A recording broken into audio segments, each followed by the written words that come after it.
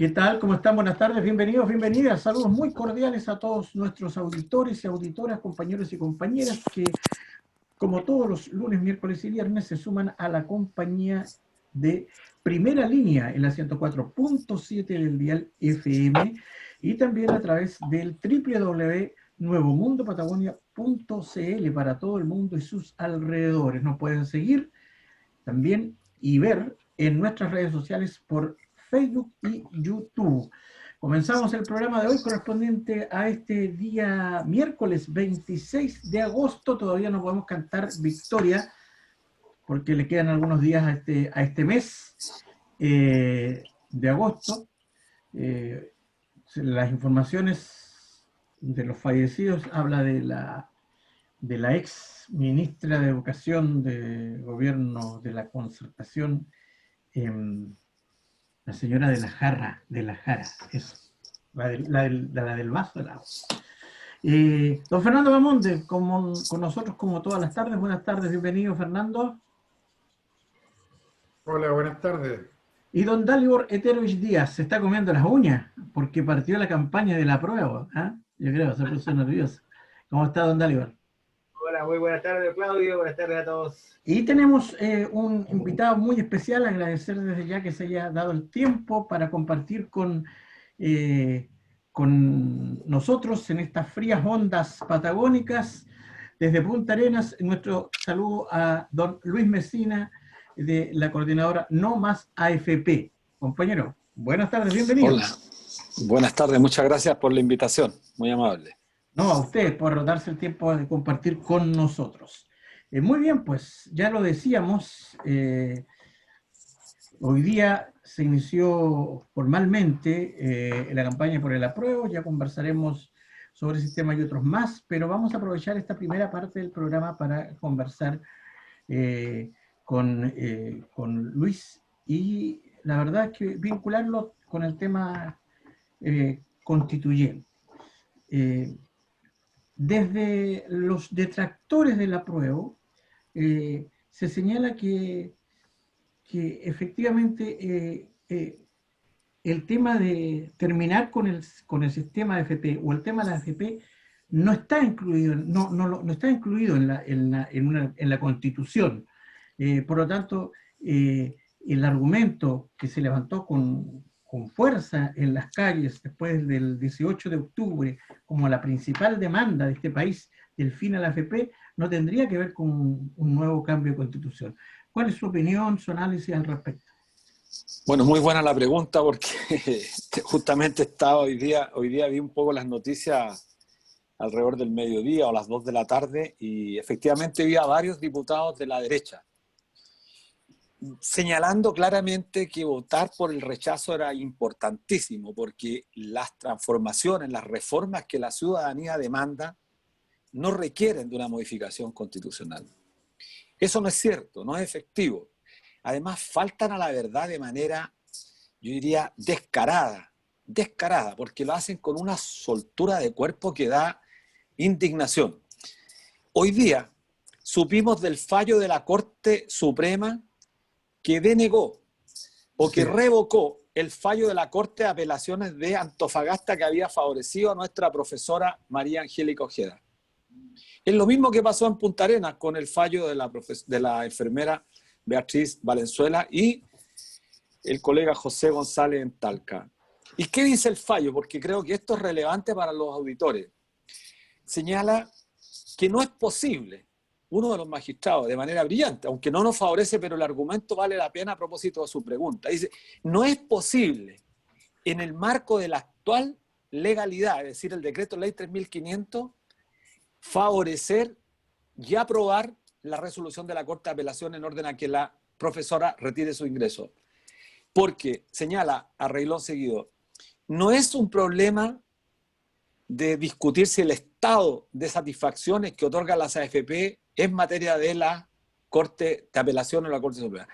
Y reitera, aquí lo que hay que hacer son transformaciones en el campo legislativo, particularmente en la derogación del decreto ley 3500. Pues bien, ningún cambio se puede hacer sobre la base, y además la Corte Suprema ratifica lo que pasó con el retiro del 10%, que todos ustedes saben, en julio. para retirar el 10%, no bastó hacer una ley, hubo que hacer una modificación constitucional cuyos quórum eran a lo menos 3/5 y Alamán planteaba que eran 2/3, recuerde usted. Y la gente que ejerció la presión logró que el Congreso, incluso con votos de la derecha, no solamente lograra los 3/5, sino que los 2/3. Esta es la paradoja, esta es la brutalidad de una constitución espuria que mantiene candados que hacen imposible que el ejercicio soberano, el ejercicio democrático de las mayorías pueda ser ejercitado. Por lo tanto, no es solamente una cuestión táctica, es fundamental acabar con la Constitución, porque acabando con la Constitución vamos a restablecer la salud, las pensiones, la educación como derechos fundamentales. Y vamos a acabar con este sacrosanto derecho de Jaime Guzmán instalado en la Constitución, este sacrosanto derecho de propiedad que supedita todos los demás derechos a este gran derecho de la propiedad que resguarda el interés de unos pocos en detrimento de las grandes mayorías. Creo que hoy día entramos en tierra derecha, tenemos una fecha concreta, 60 días más, tenemos que ganar por paliza el primer tiempo. Esto tiene dos tiempos. El primer tiempo termina el 25 de octubre y hay que ganar masivamente. Pero después se abre el segundo tiempo que termina en abril y que tiene que ver con la elección de los constituyentes. Y el pueblo chileno, los y las trabajadoras necesitan elegir en esa oportunidad genuinos representantes. Por eso es importante marcar convención constitucional y no convención mixta. Muy bien, estamos con Luis Mesina esta tarde en primera línea. Don Dalibor Eterovich. Gracias, don Claudio. Una vez más, dar la bienvenida, don Luis, agradecerle el tiempo que te da para... Gracias, Dalibor. Con los magallánicos y magallánicas.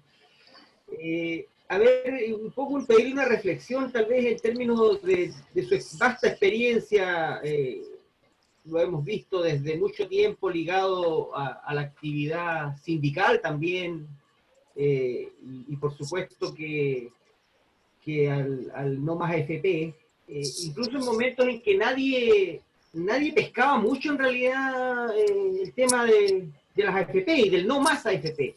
Yo recuerdo en tiempo de haber sido dirigente sindical también y de la CUT, haber contado con incluso recursos nacionales, teníamos en la CUT para hacer campañas por no más AFP, repartimos unos afiches enormes, digamos, los pegamos, pero la gente te miraba con cara curiosa, digamos, como diciendo, ¿de qué estáis preocupados si tú no vayas a jubilar?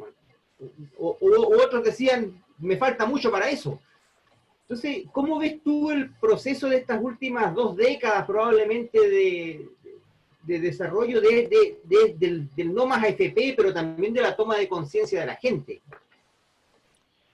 Sí, mira, nosotros, bueno, veníamos hace muchos años con la idea, con el ejercicio de coordinarnos todos aquellos que éramos contrarios a este sistema, porque entendíamos que la perspectiva era cada día más precaria, más negativa, y este sistema es un sistema que no está construido para otorgar seguridad social en el país.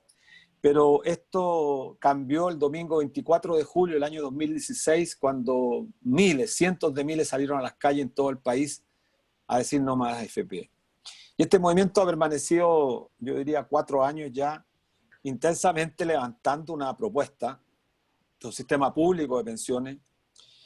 Después de mucho tiempo, en marzo de este año, 5 senadores de la República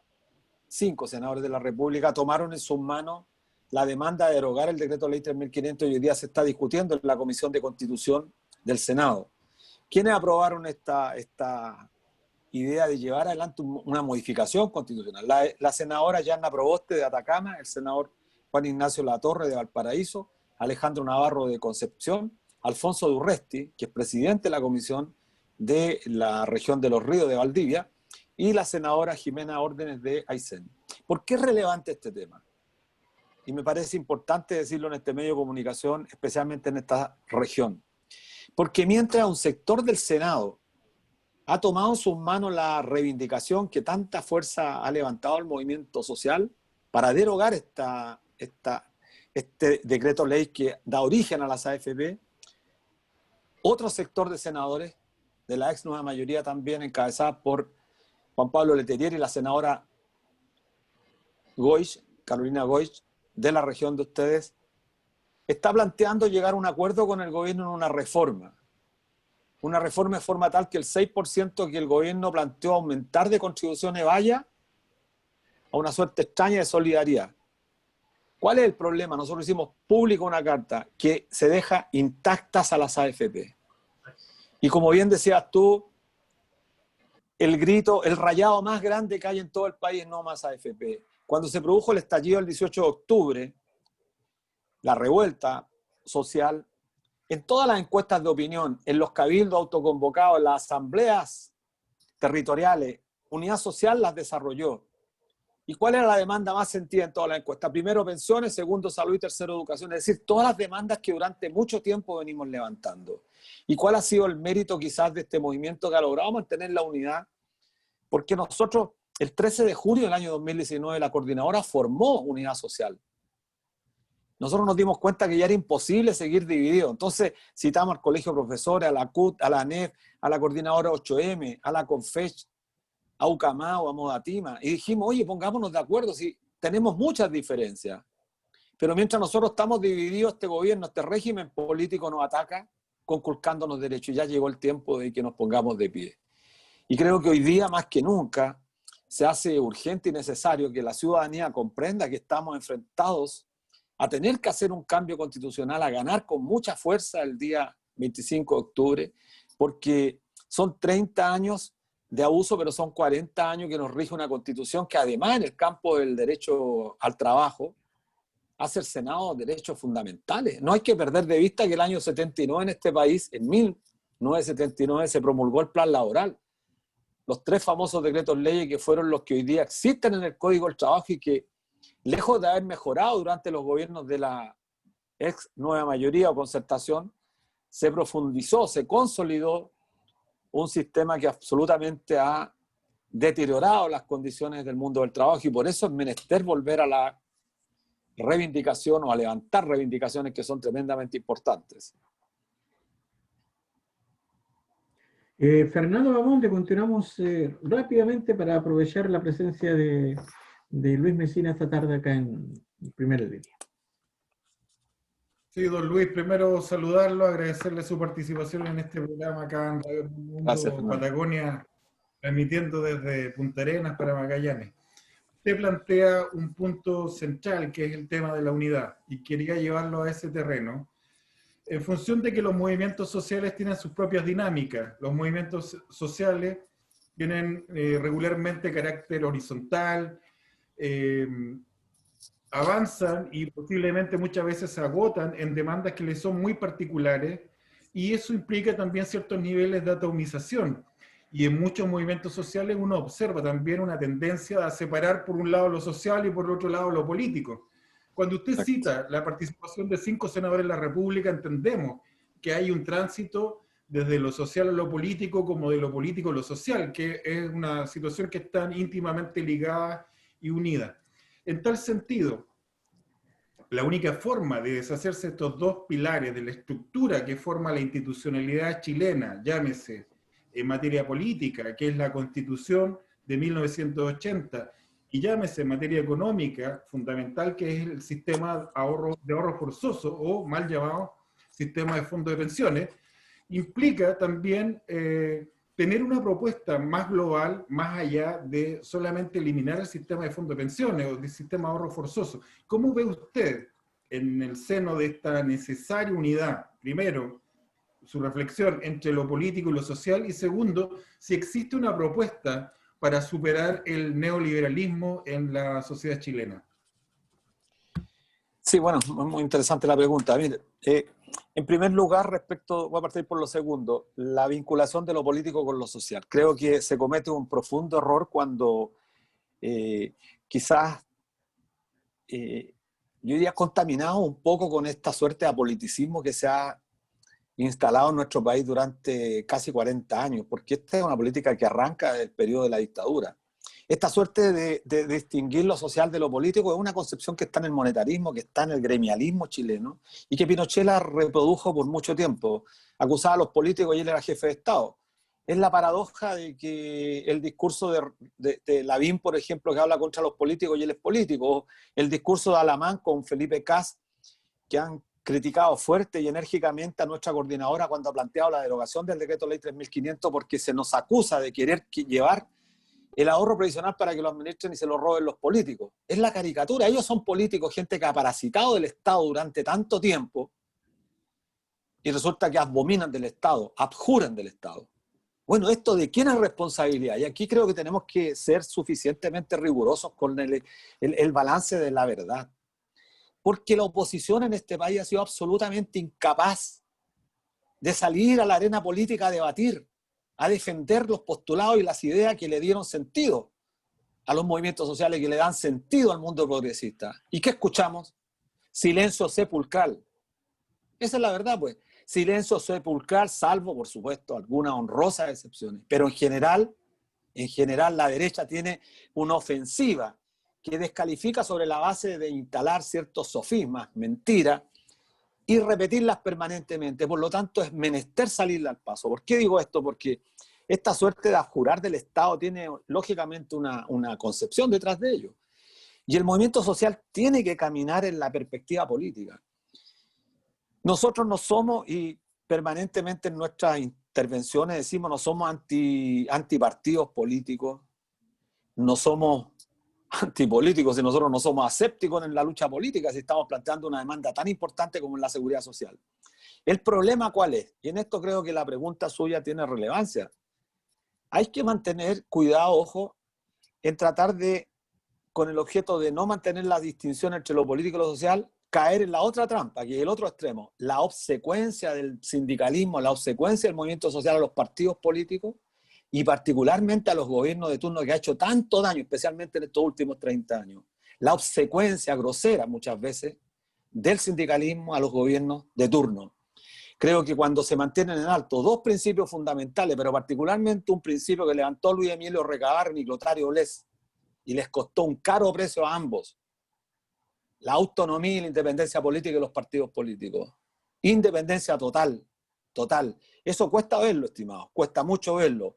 La obsecuencia que hubo con el último gobierno de la presidenta Bachelet, que llevó adelante una reforma laboral que ha sido el retroceso más grande para nosotros, que vino a consolidar lo que José Piñera con Miguel Kast el año 79 habían instalado como concepción fundamental individualista en el plan laboral, se consolidó. ¿Con quiénes? Con la ministra Blanco. ¿Y quiénes estaban detrás? Los asesores de Osvaldo Andrade, de Rodrigo Valdés, un socialista y un PPD. Eso es lo grave. Entonces el pueblo chileno, la sociedad, mira cómo se comportan los políticos y finalmente estas conductas erráticas terminan favoreciendo a la derecha, que es más coherente. Es una derecha mentirosa, manipuladora, pero es coherente con su discurso y lo defiende a muerte. Y eso es lo que nosotros no vemos. Entonces el movimiento social hoy día tiene que enfatizar en la unidad. La unidad es un punto central para ganar. Pero la unidad con principios claros, de forma tal que los partidos que están hoy día atravesando una crisis muy grande, no es solamente en Chile, en todo el mundo, y tenemos la obligación, los dirigentes sociales, el movimiento, de pensar. Los partidos políticos que fundamentalmente nacieron después de la Revolución Francesa, pero particularmente después de la Revolución Rusa, se instalaron como tales. Lenin quizá el hombre que entregó el mayor aporte teórico a la construcción de los partidos. Ya han pasado más de 100 años. Y es perfectamente pertinente, al menos, que nos preguntemos si los partidos tal cual están configurados dan el ancho para entender los cambios fundamentales y trascendentales que ha experimentado la sociedad. Y creo que es un desafío, pero tenemos que hacerlo de manera activa, no en la discusión académica, sino que en la discusión práctica.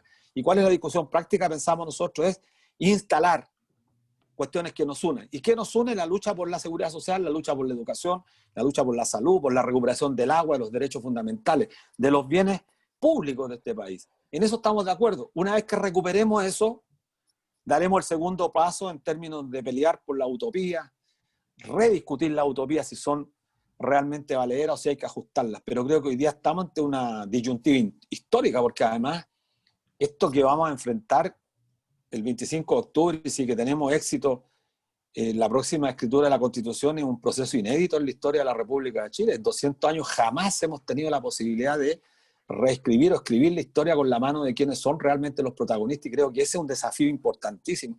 Y este discurso yo lo digo con mucha fuerza porque es parte de nuestra coordinadora. Por ejemplo, nosotros tomamos un acuerdo el día sábado en el Consejo Nacional que vamos a presentar candidatos en todo el país a constituyentes, la coordinadora.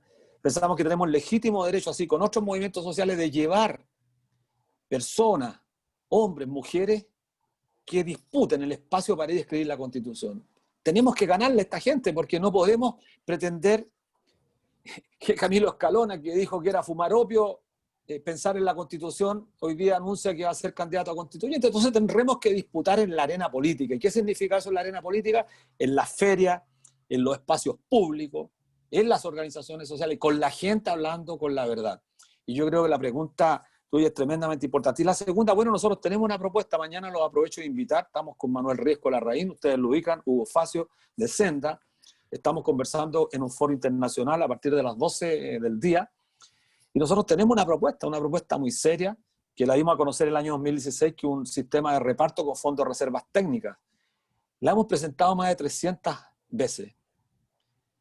Nunca han podido discutirla, y cuando la discutió y la analizó y la sometió a la Dirección de Presupuesto, la actual ministra del Trabajo, cuando era subsecretaria a petición de Monkever, porque el Congreso le pidió con ocasión de una exposición que hice yo en la Cámara de Diputados, nos hicieron observaciones respecto a los flujos por allá por el año 2075. Ajustamos nuestra propuesta, y nuestra propuesta es una que permite que establecer una pensión universal, una pensión básica universal igual al ingreso mínimo.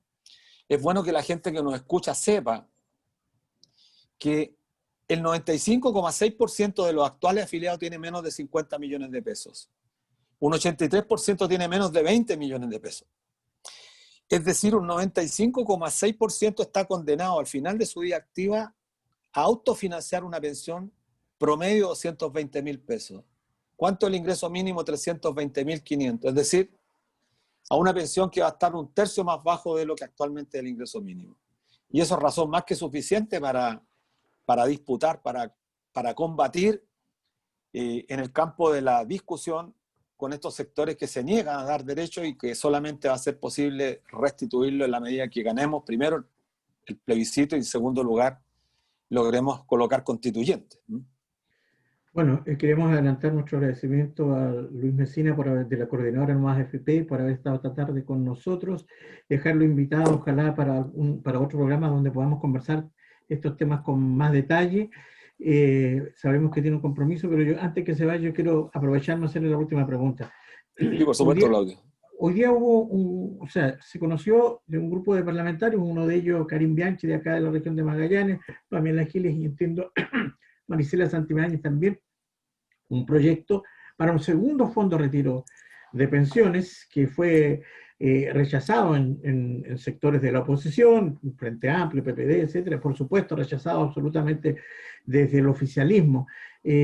Junto con su opinión sobre este tema, si es realmente factible en medio de esta pandemia un segundo retiro, su opinión acerca de lo que significó el retiro del 10%. Efectivamente, se abrió un flanco para el principio y el fin de las AFP con el retiro del 10%.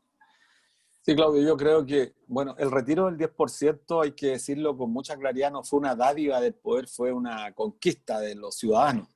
Desde Arica a Magallanes presionaron fuertemente a los congresistas al punto que, lo dije al comienzo, la votación superó los 2/3. Mucha gente de la derecha terminó votando a favor.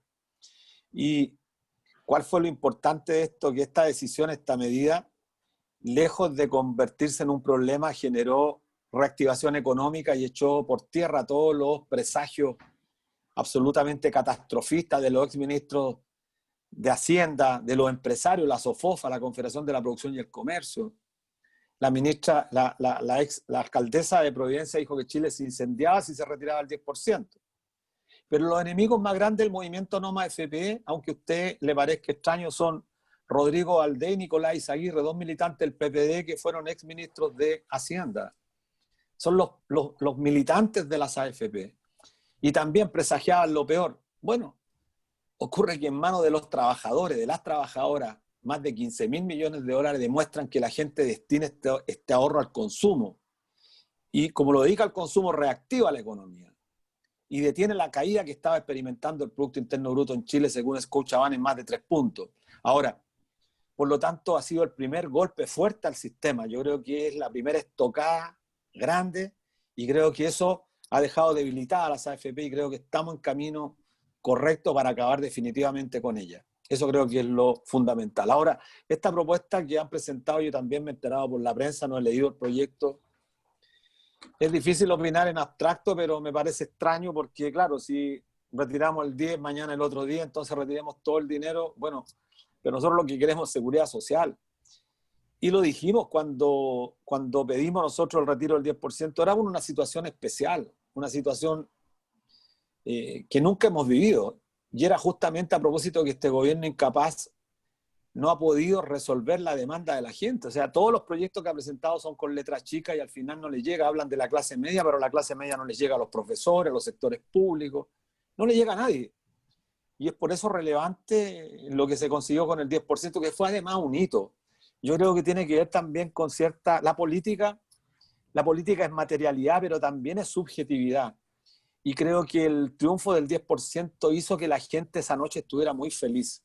Mire, aquí yo vivo en la Villa Frey, que es una vía emblemática aquí en la comuna de Ñuñoa.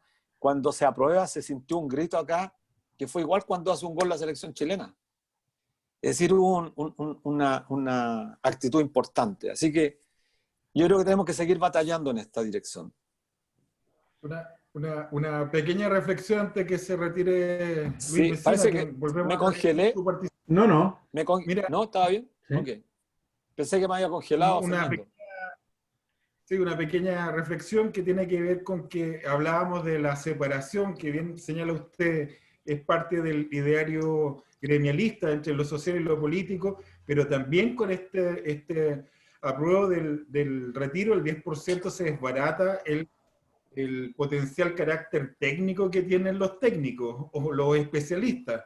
Y Así eso es. es también importante señalarlo, en tanto acá hay una ideologización de parte de los que están contrarios a las propuestas de transformación social que paulatinamente están cayendo como castillo de naipe, y eso es importante resaltarlo cuando señalaba usted dos exministros de Hacienda que fueron de gobiernos teóricamente progresistas, señalaban que iba a generarse un desbarajuste al mismo tiempo como lo señalaba la derecha. Nada de eso ocurrió. Y finalmente la reflexión que nos queda es que la política abarca todo el quehacer de la convivencia social en nuestras sociedades e implica también, por último, una cuestión no menor, que son los trabajadores y trabajadoras de Chile que están llevándose el costo para reactivar la economía en este momento de crisis. Eso también señalarlo con mucho énfasis. Gracias, Luis. Así es, muy de acuerdo con la reflexión. Bueno, muchas gracias, estimado Fernando, Dalibor, Claudio.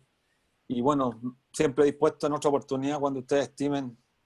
Nos parece siempre importante debatir. Así que muchas gracias por la invitación. Gracias a usted, Luis Mesina, de la Coordinadora No Más FP. Un gusto haberlo tenido en nuestro programa. Gracias. Muy bien, don Dalibor y don Fernando, la vida continúa. Seguimos adelante con nuestro programa. Ya decíamos, entramos en tierra derecha. Hoy se inició formalmente el periodo de propaganda electoral para el plebiscito constitucional. Pero todavía, si bien ya partimos el cronograma oficialmente, todavía quedan muchos temas allí en la tiniebla, en la nebulosa. Partió la propaganda, todavía no se sabe, por ejemplo, qué va a pasar con los enfermos de COVID. ¿Van a votar? ¿No van a votar? El gobierno le tira la pelota al CERVEL, ¿eh? El CERVEL se enreda allí en definitiva, pero este es un tema que se tiene que resolver políticamente, no técnicamente. Y hay una serie de situaciones que, por ejemplo, a nivel político, en la oposición, cómo enfrentar efectivamente esta campaña, cuando hay, lo decíamos el otro día, hay sectores como en la derecha, como el propio Bópoli, que todavía están revisando cuál va a ser su postura, si aprueban o rechazan. el tema de los 4 comandos. En definitiva, hay mucha incertidumbre cuando ya partió, cuando estamos contrarreloj.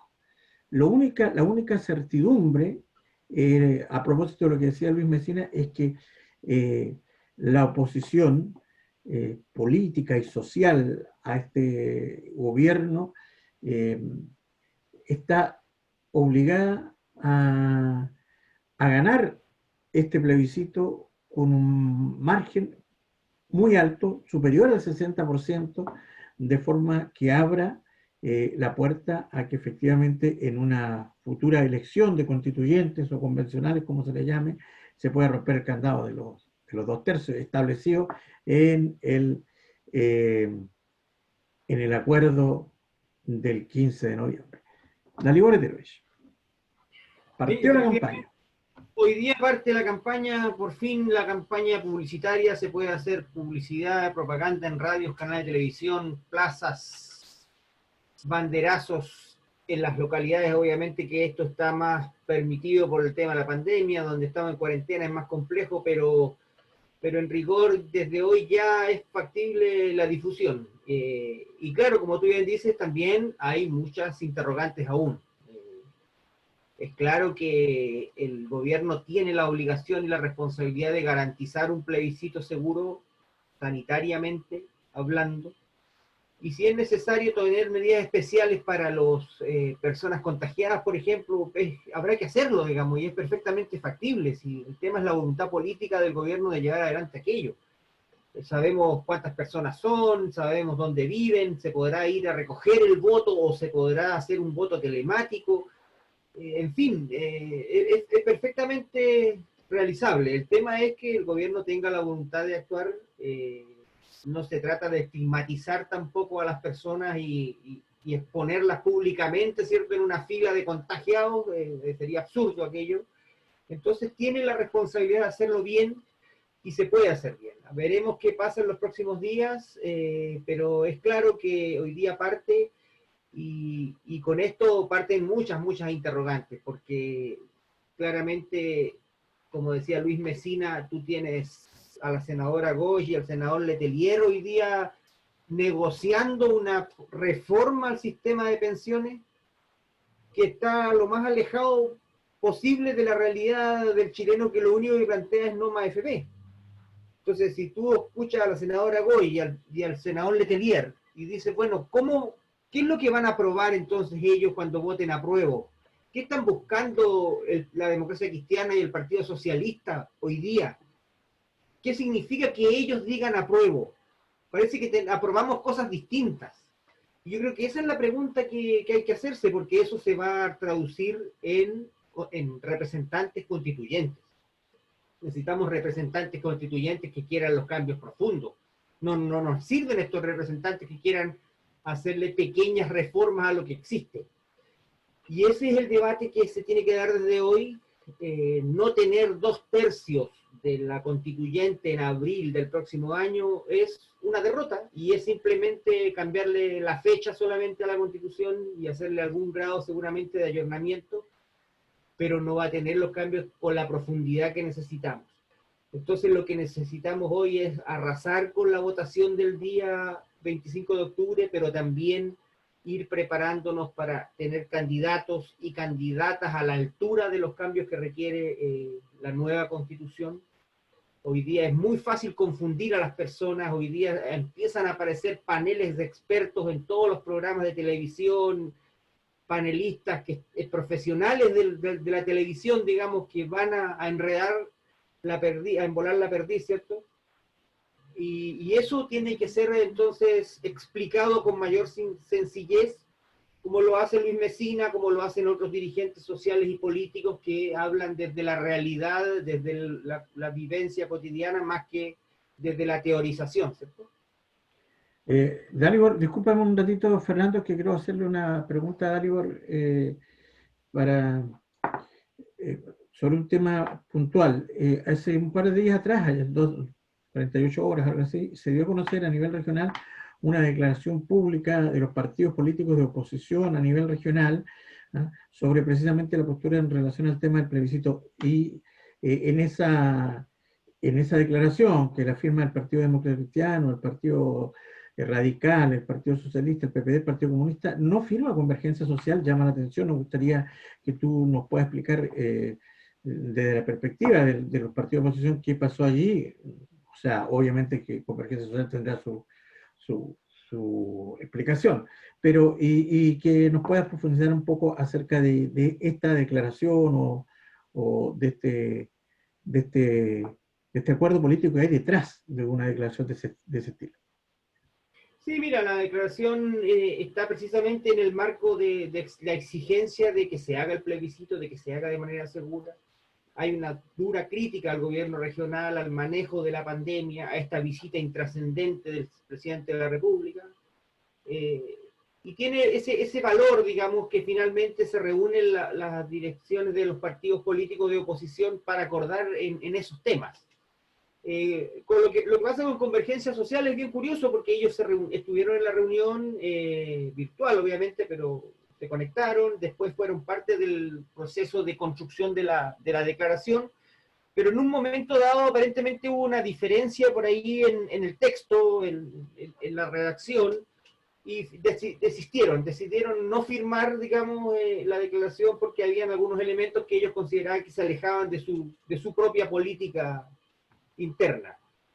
Así que ante eso, la verdad es que yo no le di mayor trascendencia que ello, no profundicé en eso, porque es lo que pude leer en el grupo de WhatsApp, ¿no? Pero va por ahí la cosa. Nosotros como partido estamos disponibles para trabajar hoy día como corresponde por el apruebo. En eso estamos en este conglomerado. Esto no tiene otra implicancia tampoco por ahora.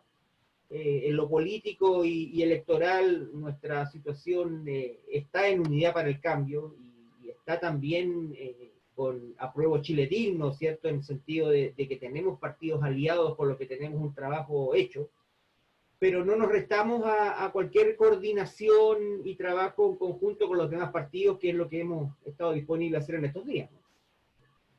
En ese sentido, Fernando, ¿cuál es la situación hoy día de acá en Magallanes, de Unidad para el Cambio, con el Partido Progresista, para enfrentar este plebiscito constituyente y las futuras elecciones que sobrevienen de allí en más, en este llamado segundo tiempo, según lo que decía recién Luis Mesina, y en particular sobre Apruebo Chile Digno, en el sentido de que allí entendimos que aquí también participaba RD en un comienzo, cuando el plebiscito iba a ser en abril. ¿Qué pasa hoy día? Cuando el plebiscito está a la vuelta de la esquina. Sí, mira, hay una agenda de trabajo que, si bien es cierto, hay que reconocer, se ha visto entorpecida producto de la pandemia y estas cuarentenas. Pero mira, yo quiero resaltar lo siguiente, y dice relación con la necesidad de enfatizar el hecho de poder caminar en conjunto con organizaciones y movimientos sociales. En ese sentido, todavía Magallanes, Luis Mesina nos hablaba de unidad social, cosa que no existe hoy día acá en Magallanes, y ese es un imperativo, es una necesidad constituir una organización con el poco tiempo que nos queda, pero para enfrentar los desafíos políticos electorales hacia el futuro. Esto no va a concluir el 25 de octubre. Y aquí básicamente lo que hay que recoger y atender a buscar la unidad, la diversidad, entendiendo la naturaleza que tienen las organizaciones y movimientos sociales. Hay un esfuerzo de los partidos políticos que nos cuesta muchas veces ponernos de acuerdo, porque una coma más, una coma menos, que eventualmente pudo haber encontrado en un texto que era una declaración simple desde la oposición, que haya encontrado como argumento para no participar precisamente en la declaración Convergencia Social. Bueno, uno lo entiende, tendrá sus dinámicas particulares, y uno entiende que todos los partidos políticos tienen sus dinámicas específicas y sus relaciones internas que se ven afectadas. Ahora, hacer un llamado también a unir lo político y lo social. Aquí yo creo que es un desafío histórico el que estamos enfrentando, y frente a eso, mira, es re importante trabajar. La unidad se trabaja. La unidad implica diálogo, implica reconocer el otro y los otros que son diferentes, y la idea central es poder establecer unidad sobre la base de la diversidad, sobre algunos principios básicos y mínimos. Y hoy día el desafío que tiene la sociedad chilena, que tiene la política chilena, cuando digo de política no estoy hablando de los partidos políticos, estoy hablando de la ciudadanía chilena, es gigantesco. Hoy día poder avanzar hacia un nuevo Estado, una nueva forma de Estado y construir una nueva sociedad sobre la base de un texto constitucional. Fíjate, comentarte, hoy día partió la campaña, de lo poquito que pude escuchar por ahí en radio, una radio se puede decir, de circulación nacional, escuché un primer spot del rechazo, pero enfatizaba en un rechazo con apellido, señalaba un rechazo con reforma o con cambios, con transformaciones. Y los argumentos que entregaba era poniéndole supuestamente el micrófono a algunos ciudadanos y ciudadanas que decían, bueno, yo no quiero esperar 2 años para tener una nueva constitución, cambiemos esta. Un segundo argumento es que yo necesito cambios ahora, no necesito 2 años para esperar la construcción de una nueva constitución mediante la desinstitucionalización que está ocurriendo en Chile. Otro argumento era, ¿para qué elegir un Congreso nuevo si ya existe un Congreso? Y finalmente señalaba este spot que los constituyentes finalmente también van a ser nombrados por los partidos políticos. ¿Cuál es la diferencia? Entonces, por eso rechazo con cambio. Y esto es lo más cercano a la campaña que hizo la derecha en camino a la elección del 4 de septiembre de 1970, donde en las primeras planas o mitad de página en el Mercurio aparecía un tanque soviético apuntando la moneda, o sea, la campaña del terror. Es decir, que no se cambia nada cambiando la Constitución en circunstancias que reconocemos, que es el texto fundamental que le da articulación política a todo el sistema y a todo el modelo que está presente dentro de la sociedad chilena. Obviamente no todas las transformaciones, no todos los cambios van a estar presentes en el texto constitucional, pero por eso hay que llamar y forzar a la unidad entre todos los que están por el cambio de la Constitución, enfatizar que es posible generar una transformación hoy día gigantesca. Y estamos caminando de aquí en la dinámica que ha adquirido la sociedad chilena, la dinámica política que ha adquirido la sociedad chilena. Uno entiende que la correlación de fuerzas que está presente hoy día no está a cargo ni lleva al sartén por el mango ningún partido político, tampoco ninguna organización social, ni movimiento social en particular. La correlación de fuerzas hoy día está a favor del pueblo de Chile, quien se va a expresar el 25 de octubre. Y esa expresión requiere también repensar una nueva política de alianzas para hacer con responsabilidad poder atacar al adversario que tenemos al frente, que como decía Luis Mesina, es coherente, que se alinea y que va a hacer y recurrir a todo lo humanamente posible para evitar las transformaciones que requiere el pueblo de Chile hoy en día. Así que el desafío es gigantesco y paulatinamente vaya canalizándose electoralmente la correlación de fuerzas presente hoy día en el pueblo chileno. Vamos a tener que estar también atentos y con responsabilidad a generar nuevas políticas de alianza que sean más amplias, para finalmente propinarle una derrota contundente a la derecha, no solamente el 25 de octubre, sino de aquí en más. Muy bien. La verdad es que ya estamos en tierra derecha, pero hay situaciones que inquietan a la ciudadanía. Tierra derecha me refiero para el plebiscito constituyente. Y una de ellas es efectivamente cuando estamos aquí en Magallanes, en un pic de contagios, cuando en Chile, en Santiago particularmente, en la metropolitana, se ha desconfinado y la gente se ha volcado a los malls, saturando los llamados aforos. Y en 60 días más, según los cálculos de quienes hacen el seguimiento, la trazabilidad, etcétera, es altamente probable un rebrote a nivel nacional contundente ¿Cómo se compatibiliza eso efectivamente? ¿Qué seguridad hay para enfrentar este desafío del plebiscito? La Ligore Teroes. Pandemia y plebiscito. Pandemia y plebiscito, un tremendo desafío cuando tú obviamente ves que en nuestra región ha sido absolutamente nula la acción del gobierno regional y de su gabinete, cuando ves que en ninguna de las líneas hay acciones concretas de apoyo para nadie, se quejan los dirigentes del turismo, se quejan el mundo de los trabajadores, todo el mundo tiene críticas hacia el gobierno regional se encoge de hombros y entonces tú dices, bueno, nadie fue.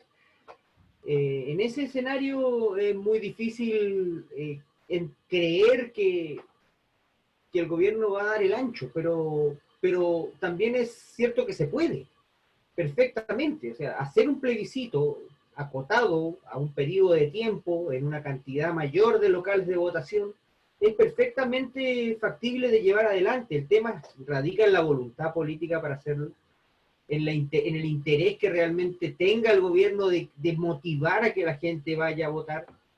Y todo eso está en duda hoy día.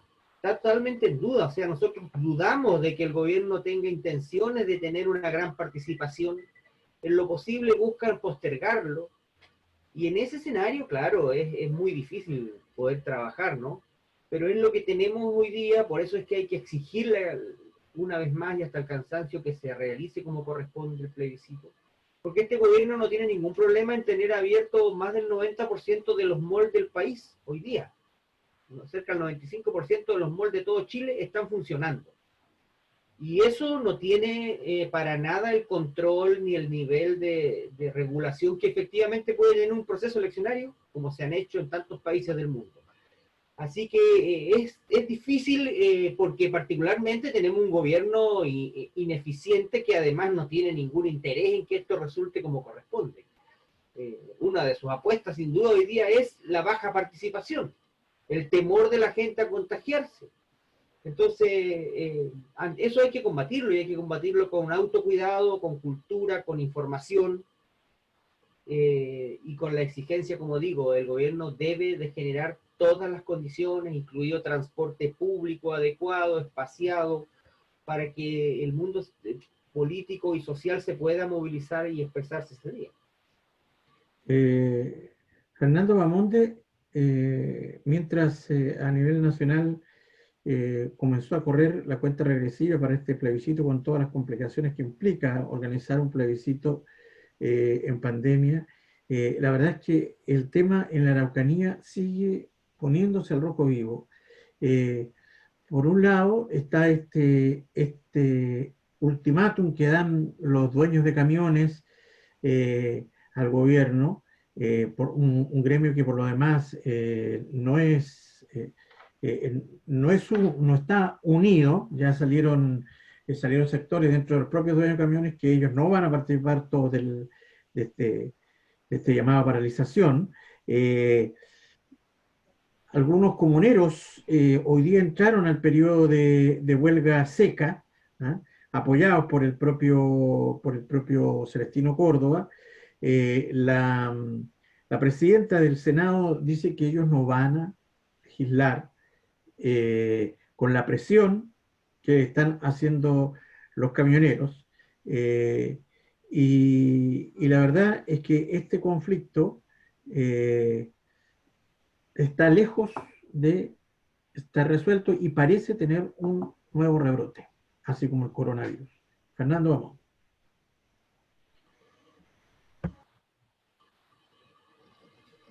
Ahí sí. Claro, y no va a estar resuelto porque no se trata de atender demandas sectoriales y sobre todo demandas sectoriales que están enmascaradas también con ciertos rasgos fascistas de un sector de los camioneros, porque fíjate, no desconociendo el hecho de que en la Araucanía hay violencia, pero déjanos ser suspicaces respecto a quienes están ejerciendo la violencia. Si hay grupos interesados, y no lo estoy diciendo de parte de los pueblos originarios, del pueblo mapuche, en crear artificialmente violencia. Y cuando uno se encuentra con declaraciones de uno de los dirigentes de los camioneros que no se va a transportar ni 1 kilo de arroz en este país. Eso significa también, en cierta medida, como lo hicieron antes, expresar un carácter sedicioso. Cuando hoy día la carencia abunda en cientos de hogares y miles de hogares chilenos, señalar que ellos no están dispuestos a transportar ni 1 kilo de arroz, me parece de suma gravedad.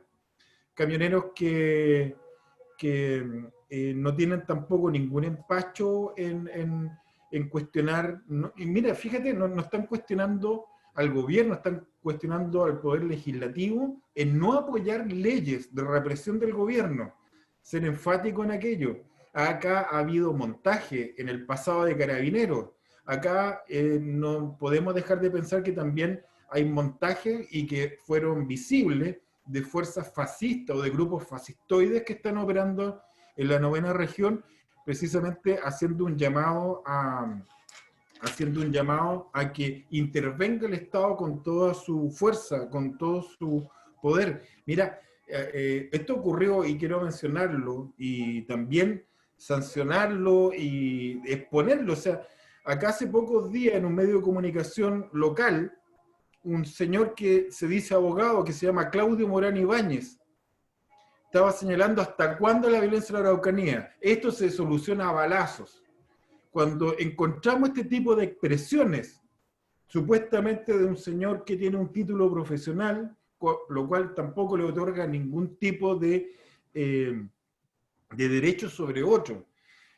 Está bien, existe algo básico en democracia que es la libertad de expresión, pero cuando se habla en función de la violencia y en respaldo de la violencia, como lo hace este señor, entiendo que vive acá en Punta Arenas, Claudio Morán Ibáñez, él vulnera los principios básicos de la libertad de expresión al llamar nuevamente, como lo hicieron las fuerzas reaccionarias a las fuerzas armadas, a salir de sus cuarteles a provocar un golpe de Estado en este país, como lo hicieron también, y lo están haciendo hoy día los camioneros, que entre el ejército de Chile a provocar una matanza en la 9ª región. Con este tipo de señales no se llegan a acuerdo. Con este gobierno no se llega a acuerdo. Lo que uno espera que haya un clima de paz, de diálogo y una salida política a este conflicto ya histórico que está involucrado el Estado de Chile. Irresponsablemente el Estado de Chile tiene que dar cuenta de la deuda histórica que tiene con el pueblo mapuche. Mientras no entendamos esta situación de este modo, no hay salida posible. Los camioneros están acostumbrados a hacer lo que les place. Llamar a la fuerza de la represión, llamar a la ocupación, una nueva ocupación de la Araucanía por parte de las Fuerzas Armadas, me parece impresentable. Además de estar llamando al desabastecimiento de la población, esto es lo más cercano a la sedición que está ocurriendo en nuestro país, lo están provocando hoy día los carabineros, perdón, lo están provocando hoy día los camioneros, o ciertos gremios de los camioneros.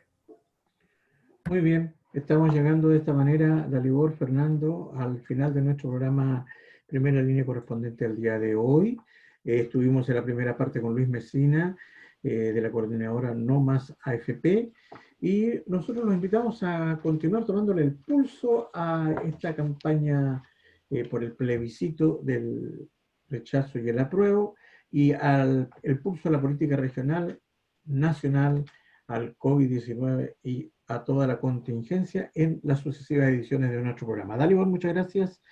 Lo mismo, Fernando, y a ustedes, estimados auditores, la invitación para reencontrarnos el viernes con otro interesante invitado para, si es que nuestro productor de Santiago así lo quiere, lo consigue,